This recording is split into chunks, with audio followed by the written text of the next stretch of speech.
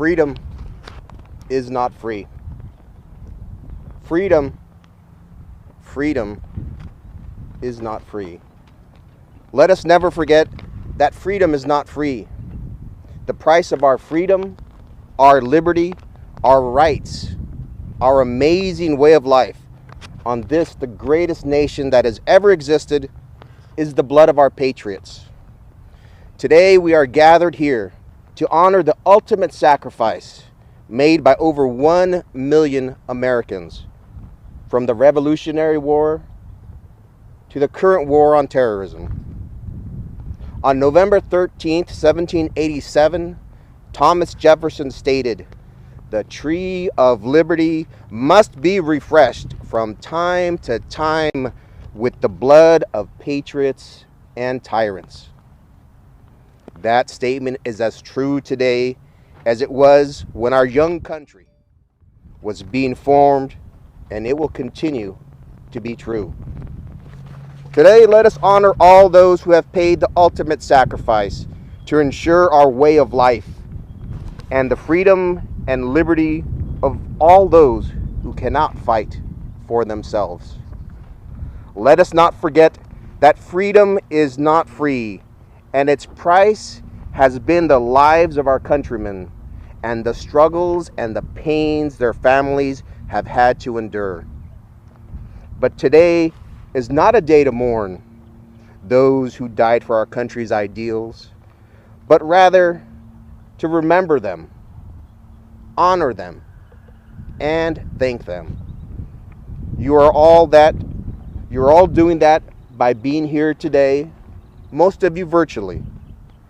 But let us honor them in our hearts, in our actions, in our voices, every time we see an American flag, every time we hear the national anthem, every time we exercise our freedoms and enjoy this land we call the United States of America.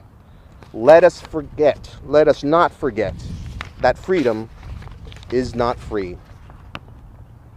I'm retired Gunnery Sergeant Hernan Rodriguez, and I was a Sergeant of Marines with the 1st Marine Division during the liberation of Iraq. I experienced firsthand the price of freedom and security paid by my fellow servicemen. Indeed, freedom is not free, and I will never forget its costs. By knowing freedom's cost, it makes it all the sweeter, all the more loved, all the more appreciated. It is both a pleasure and an honor to be able to speak all you good Americans today, you who have not forgotten the true meaning of Memorial Day. I will not forget how in the early morning of September 11th, 2001, I received a call. It was my father. My heart raced. From the time, the call, and the tone of his voice, I knew something horrible had happened. He tells me the U.S. has been attacked. It just doesn't register. So I turn on the television. The Twin Towers in New York and the Pentagon were hit by planes and are now burning. I immediately think of my brother, who is also a Marine and works at the Pentagon. We spend a nervous day hoping and praying that he is okay. By the grace of God, in the evening, we find out that he's alive and well. We later learned that he was saved by chance when he had left his office minutes before the plane's attack in the wing that was destroyed. I will not forget the images and sounds of our country being attacked without provocation. I will not forget the thousands of innocent civilians who died on September 11th.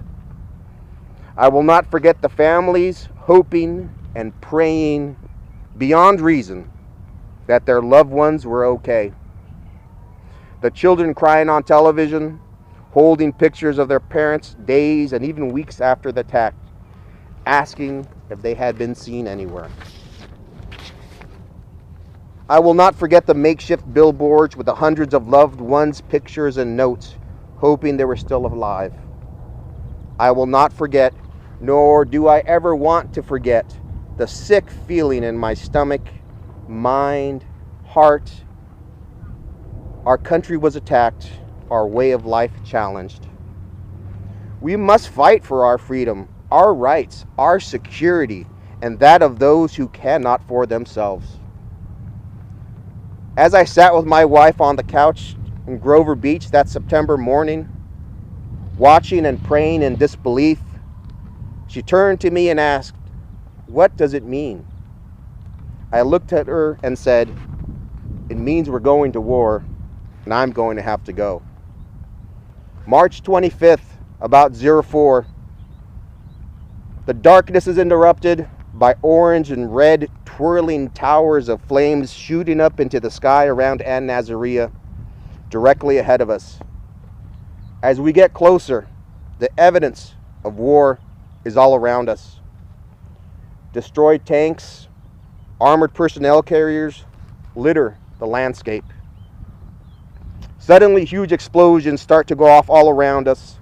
The sound is deafening, and the flashes of light destroy our night vision, while our hearts race as we try to make sense of what is happening. Damn it, I think to myself, I thought that the Iraqi artillery had been destroyed up here. The radio squelches out, "Gas! Gas! Gas!" As we continue to move forward, we don and clear our gas masks. The explosions seem to get closer and closer. I fully expect for an artillery shell to land at my Hummer at any second. After a few minutes of wearing my heart like a bow tie, the radio comes on again. It's our artillery, and they know we're here. They are softening up the city before we go in. We all begin to nervously laugh, letting out a sense of relief and adrenaline. As we reach the outskirts of An Nazaria, we see a horrible sight. There still lies the smoldering hull of a U.S. Marine amphibious assault vehicle. I say a prayer for my fellow Marine souls and their families. I will not forget. As we push into the city, into the gauntlet, as we move through the streets, helicopters above us fire their machine guns and missiles. Tanks on our flanks roar out with their main guns. Grunts line the streets, engaged in firefights. Our convoy stops. We are exposed. We start to take fire. We return fire with overwhelming superiority, and the enemy stops shooting. We continue moving north through the city, taking it all in, burning images, sounds, and smells into our souls. I don't even think the sun has broken the horizon. It is going to be a long day. Many brave Americans lost their lives in An Nazaria and the rest of Iraq during the conflict to ensure our country's freedoms and the security as well as those of the Iraqi people. I will not forget. The tree has been watered. I will not forget Staff Sergeant James Cawley, who died during an enemy engagement with Iraqi forces outside Al-Fajr. A kind, God-fearing man with 2 young children and an ever-present smile. He was a friend, a brother, a Marine. I will not forget seeing Marines that I had trained with and known lying in our triage area with bullet and shrapnel wounds to their heads and bodies. I will not forget, nor do I ever want to forget, that our security, our freedom, our way of life as a nation is a direct result of the men and women we honor today. I will not forget what a nation without freedoms and rights is like. Iraq was a place where fear, intimidation, torture, and a complete inability to speak out, much less change the situation, was the standard. The price of our freedom and security is high, but the alternative is to live in a country like Saddam Hussein's Iraq. I will not forget that I live in the United States of America, the greatest nation on earth. We represent freedom and liberty to the whole world, and I am proud. I will not forget that thanks only to the great sacrifices made by all those we honor today, we have freedom of speech, religion, press, assembly, and the right to bear arms. I will not forget that I live in a country where if I want to work to improve my situation or change the direction of government, I can do so without fear of torture and death.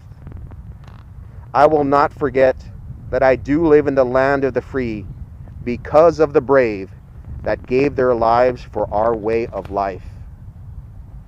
Freedom is not free, and I will never forget or take for granted its costs. I thank and honor all those who have given their lives in service of our country. Their bravery and sacrifice must always be remembered.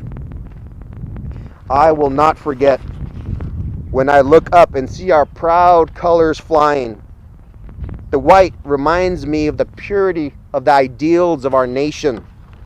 The blue, that those ideals must be guarded by eternal vigilance, perseverance, and justice. The red, the hardiness, valor, and blood shed by those who gave their lives for our country. God bless the souls of all those we are gathered here to honor, and God bless the United States. Now I'd like to have a brief period of silence for us to pray, reflect on all those who have paid the ultimate sacrifice, over 1 million Americans who did that for our way of life. Please, let's have a moment of silence.